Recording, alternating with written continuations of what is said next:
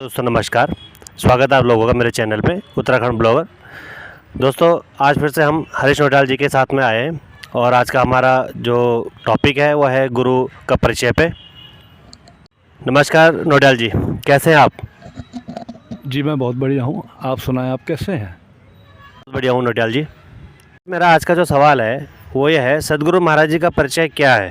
जी, सदगुरु सर्वश्री आशुतोष महाराज जी का जो जीवन परिचय है वो संस्थान की कोई भी अधिकृत कोई ऐसी बायोग्राफी या अन्य कोई भी माध्यम ऐसा नहीं है। सदगुरु का तो एक ही परिचय, वो ब्रह्म ज्ञान और विश्व शांति जो मिशन है उनका, मेनली तो वही है उनका परिचय। लेकिन एक खोजी पत्रकार जिनका नाम संदीप देव है, उन्होंने काफ़ी कुछ महाराज श्री के बारे में एक किताब के अंदर लिखा है और उस किताब का नाम है आशुतोष महाराज महायोगी का महारहस्य। मैं अभी आपको वो बुक देता हूँ।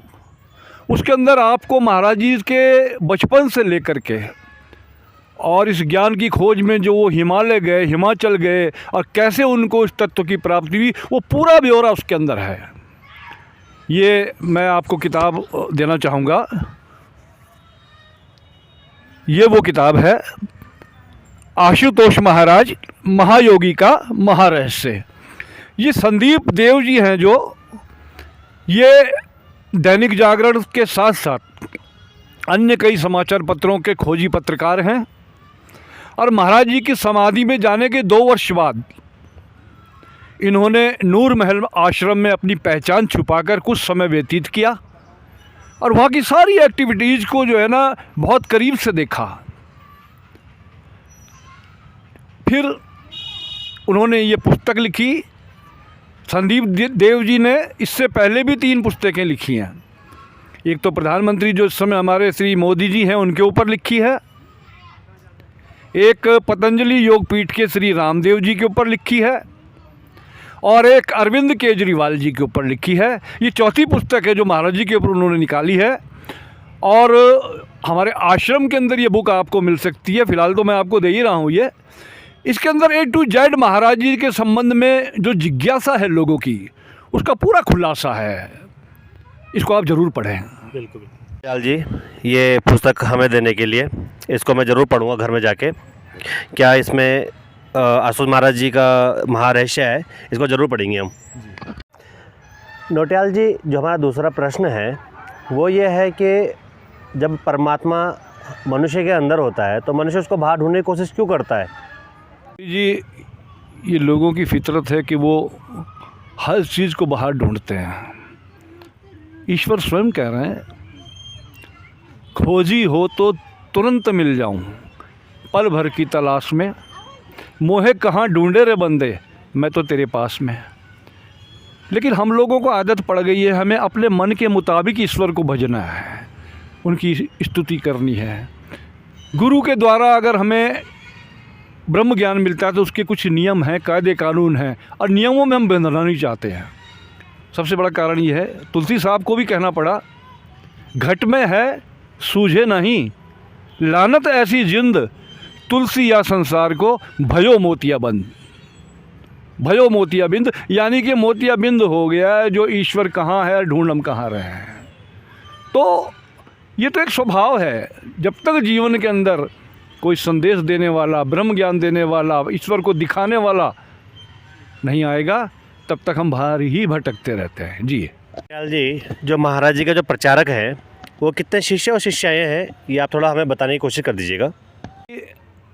गुरु महाराज जी के पूरे विश्व के अंदर हज़ारों की संख्या में प्रचारक साधु संत भी हैं और साध्वी विदुषियाँ भी हैं। लेकिन एक बार महाराज श्री ने कहा था, किसी ने पूछा था कि इतने कम प्रचारकों से आप विश्व शांति की बात कर रहे हैं, तो महाराज जी ने कितना सुंदर जवाब दिया। कहने लगे, ये जो मेरे प्रचारक शिष्य शिष्याएँ हैं ना, ये कुएँ हैं, ये एक जगह स्थिर हैं, लेकिन जो करोड़ों की तादाद में मेरे गृहस्थी प्रचारक हैं, जिन्होंने ब्रह्म ज्ञान को प्राप्त किया है, वो जन जन को, वो एक सरिता की तरह बहती नदी हैं, जहाँ भी जाएंगे वो ब्रह्म ज्ञान का पसारा करते ही जाएंगे। तो मेरा तो सबके साथ एक समान व्यवहार है और सभी मुझे प्रिय हैं। नौटियाल जी, जो ब्रह्म ज्ञान मिलने के बाद जो गृहस्थ जीवन होता है वो कैसा होता है कि साधक का? रवि जी, गृहस्थ जीवन ब्रह्म ज्ञान मिलने के बाद ही वास्तविक गृहस्थ जीवन बनता है। गृहस्थ का अर्थ है अपने गृह में स्थित होना, अपनी आत्मा में स्थित होना। उसके बाद जीवन में पता लगता है, जब ब्रह्म ज्ञान की साधना की जाती है, कि हमें क्या करना है, कैसे चलना है, क्या व्यवहार है, कैसे खाना है, क्या नहीं खाना है, किधर देखना है, किधर नहीं देखना है। हमारे अंदर एक अलग से ही जो है ना नियम प्रकट होने शुरू हो जाते हैं, और हम जब उसके आधार पर चलते हैं तो हमारा जीवन गुरु को प्रिय लगने लगता है। और ऐसा ही जीवन गृहस्थी का बताया गया है, जो कि भोग प्रधान नहीं है, योग प्रधान है। और योग प्रधान जीवन अर्थात योग जो ईश्वर से करा दे, यही सदगृहस्थ की निशानी है जी। अच्छा, आप मुझे ये बताइए, जो आपको ब्रह्म ज्ञान जब आपने लिया है उसके बाद आप में क्या परिवर्तन आया है? मतलब क्या आपको मतलब ऐसा मिला है कि जो मतलब एक अलग से आपको दिखने के लिए मिला होगा? क्या परिवर्तन आपके जीवन में रहा? ये साहब, मेरे को ब्रह्म ज्ञान मिले हुए 27वां वर्ष चल रहा है, और मेरी उम्र भी 27 ही मान के चलें आप। क्योंकि जब ब्रह्म ज्ञान मिलता है तो हम नियमों के अंदर अपने आप को चलाते हैं। और मैं आपको बताऊं, मुझे महाराज श्री के कई बार ऐसे निर्देश मिलते हैं कि जिनका मैं अनुपालन करने पर बिल्कुल हमेशा तत्पर रहता हूं। उसी में से एक है, कभी वो कहते हैं व्यायाम करो, कभी कहते हैं दौड़ो, शरीर को इतना मजबूत बनाओ। क्योंकि ये जो ब्रह्म ज्ञान की साधना है, इसके लिए भी, प्रचार के लिए भी, सेवा के लिए भी मन के साथ साथ तन भी सुदृढ़ होना ज़रूरी है। इसलिए मुझे तो लगता है मेरी जो गाड़ी है वो बैक गियर में चल रही है, क्योंकि मैं रिटायरमेंट की अवधि को से भी पार जा चुका हूँ काफ़ी।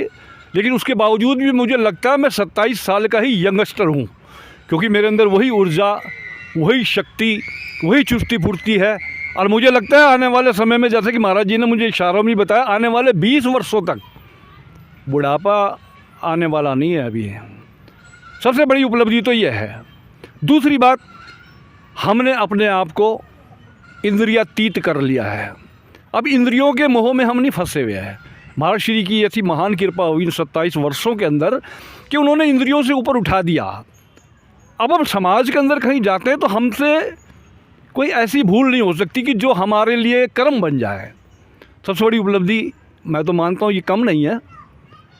तो अभी मैं आपको एक छोटा सा अनुभव कल का बताना चाहूँगा, लेकिन पहले मैं ये बता दूँ कि ब्रह्म ज्ञान जब जीवन में आता है तो वास्तविक जीवन तभी से शुरू होता है। आप बताइए वो अनुभव क्या था आपका?